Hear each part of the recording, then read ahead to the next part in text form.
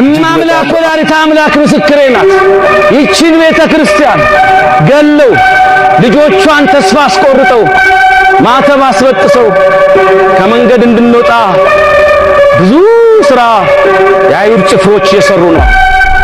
እመኑላችሁ ወደ እግዚአብሔር ጩኹ። ደግሜያለሁ፣ ወደ እግዚአብሔር ጩኹ። ፍትህ ለአርሲ ክርስቲያኖች። ሰላም እንደምን ቆያችሁ?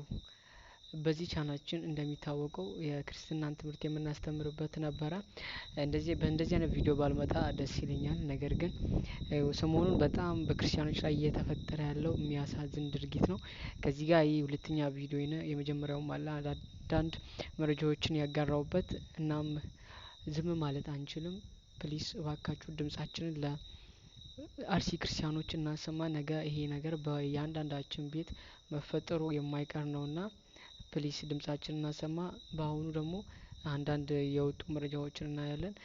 በነገራችን ላይ ይህ ነገር በክርስቲያኖች ላይ መፈጠር ከጀመረ በጣም ብዙ አመታትን አስቆጥሯል። ያው አሁን በይፋ ይገለጥ እንጂ በጣም በ19ኞቹ ውስጥ ላይ ያለ ነገር ነው። ነገር ግን አሁን ላይ በጣም ይፋ ወጥቷል። ከ2016 የነበረው መረጃዎች አንዳንድ መረጃዎችን አሳያችኋለሁ። እንዲሁም በአንዳንድ ሚዲያዎች ላይ የተገለጡትን ማስረጃዎች ያሳያችኋለሁ። እንዲሁም በአንዳንድ ቦታ ላይ ደስ የሚለው ሰላማዊ ሰልፍ ወጥቶ ተቃውሟቸውን ሲያሰሙ ነበርና እነዛ ቪዲዮዎችን እናያለን። እስከ መጨረሻው ድረስ አብራችሁን ቆዩ። ይህን ቪዲዮ ደግሞ ላይክ እንዲሁም ለሌሎች ሼር በማድረግ እባካችሁ ድምጽ እንሆናቸው እላችኋለሁ። እስከ መጨረሻው ድረስ አብራችሁን ቆዩ። እንግዲህ ሰሞኑን በአንዳንድ በኦሮሚያ ክልል ውስጥ በጣም ሰላማዊ ሰልፍ እየወጡ ነው፣ ድምጻቸውን እያሰሙ ነው። እስቲ ይሄን ቪዲዮ አይተን እንመለስ።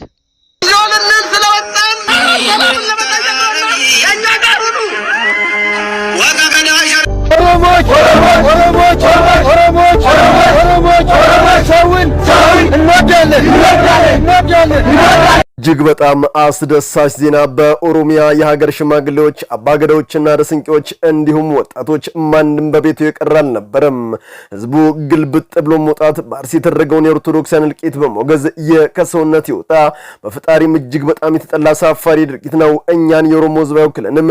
እኛ ሰላም እንፈልጋለን፣ ለወንድሞቻችን ፍትህ እንጠይቃለን። የመንግስት ዝምታ እስከ መቼ ነው? እግዚኦ ልንል ይገባናል ሲሉ መሬትን ያንቀጠቀጠ ሰላማዊ ሰልፍ አድርጓል።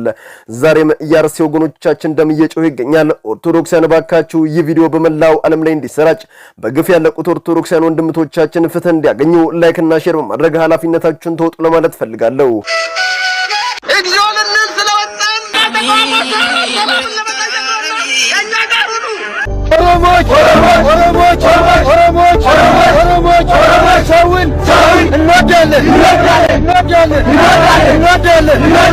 ዛሬ በኦሮሚያ በአንዳንድ ክልል ከተሞች እጅግ በጣም በርካታ ቁጥር ያለው ህዝብ በመውጣት የአርሲውን ግፍ አለመውገዝ በታሪክና በትውልድ ተጠያቂ እንደሚያደርግ ተናግሯል።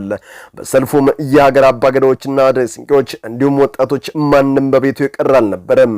ይህ ሰልፍም የኦሮሚያው ፕሬዝዳንት ሽመልስ አብዲሳን ጨምሮ ሌሎችንም አመራሮች በእጅጉ አስደንግጧል። ሰልፈኞቹም በቪዲዮ ላይ እንደምትመለከቱት የበሬን ቀንበር አንገታቸው ላይ ማድረግ አንድ መልእክትን አስተላልፈዋል። በሬ ያሞፈርና ቀንበር አንገቱ ላይ ከጠለቀ በኋላ ማረስና ማረስ ብቸኛ አማራጩ ነው። ደክሞኛል ትንሽ ልረፍ ካለ ባለቤቱ በጅራፍ ገላውን እየመታና እያደማ እንዲቀጥል ይገደዳል። ዛሬም የኦሮሚያ ህዝብ ተደራጁ የኦላ ታጣቂዎች በእጅጉ የተጨነቀ እንደሆነና የደረሰበትን በደል ለመናገር ወደሚመለከተው አካል ሲሄድ ፖለቲከኛ ነው እየተባለ ውድ ነፍሱን እንደሚያጣም ገልጸው ከሰሞኑ በአርሲ ክፍለ ሀገር ዶዶላ፣ ሆንቆሎ፣ መርቲ፣ ጠለታ ባልታጠቁ ለሀገር ሰላም ለህዝቡን በሚጸልዩ ኦርቶዶክሳውያን ላይ የፈጸሙት አሳፋሪ ድርጊት የኦሮሞን ህዝብ እንደሚወክልና መላው የኦሮሚያ ኦርቶዶክሳውያን ብሎም ሌሎችም ሁሉም የሚመለከተው አካል መፍትሄ እንዲሰጥ ዝምታቸውን ሰብረው ተናግሯል። ኦርቶዶክሳውያን ሁላችሁም ድምጻችሁን በማሰማት ጉዳዩን ዓለም አቀፋዊ እናድርገው ለማለት ፈልጋለሁ። የቤትን ሰላም ሳያረጋግጡ ስለ ኤርትራ ማውራት አላዋቂነት ነው ሲሉም ታዋቂው የኦሮሚያው አክቲቪስቱ ዲነግዴ ነመራ በፌስቡክ ትስስር ገጻቸው ላይ መልእክቱን አጋርተዋል። እንግዲህ እንደምታዩት በአንዳንድ በኦሮሚያ ክልል ውስጥ ህዝብ ተቃውሞውን እያሰማ ይገኛል። ነገር ግን ይህ በቂ አይደለም። በጣም በተወሰኑ ከተማዎች ብቻ ናቸው።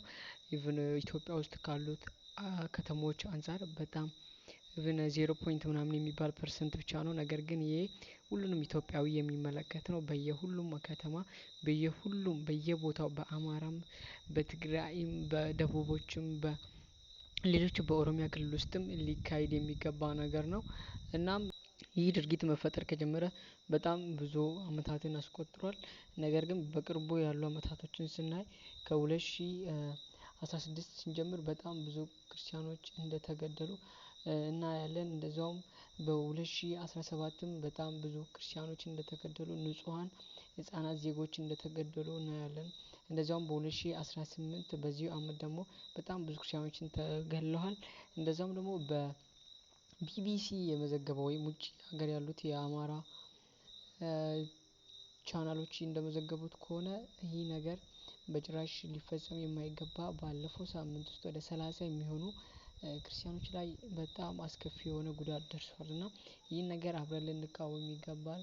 ይበቃናል ማለት ይገባናል። አንድ ላይ ከሆነ ደግሞ ይህን ነገር መመከት እንችላለን። እኔ በጣም የሚያሰጋኝ ነገር ይህ ነገር ከዛ ቦታ ተነስቶ ወደ አገሪቷ ሌሎች ክፍል እንዳይሰራጭና አንዳንድ ጥቃቅን የሆኑ ህብረተሰቦች ይህ ነገር እንዲፈጠር የፈለጉ ሰዎች እነማን ናቸው? እስቲ ይህን ቪዲዮ አይተን እንመለስ። በአርሲ የሚኖሩ የኦርቶዶክሳውያን ገዳዮች ታውቀዋል ማለት ነው። አሁን ላይ ቪዲዮውን አስደምጣቸዋለሁ ማለት ነው። ጋይስ መድኃኒዓለም ነው። በአርሲ ድጋሜ 9 ሰዎች ተገድለዋል። ገዳዮቻችን ደግሞ ዋብያ የሚባሉ ናቸው። ኦርቶዶክስ ታል ዋብያ የሚባሉ እስልምና እምነት ተከታይ ናቸው። ከአበሻ እዛ የሚለዩ አሉ። እነሱ ናቸው እየገደሉ ያሉ ማለት ነው። እነሱና ሌሎቹ አንድ ላይ ሆኖ ነው እየገደሉ ያሉ።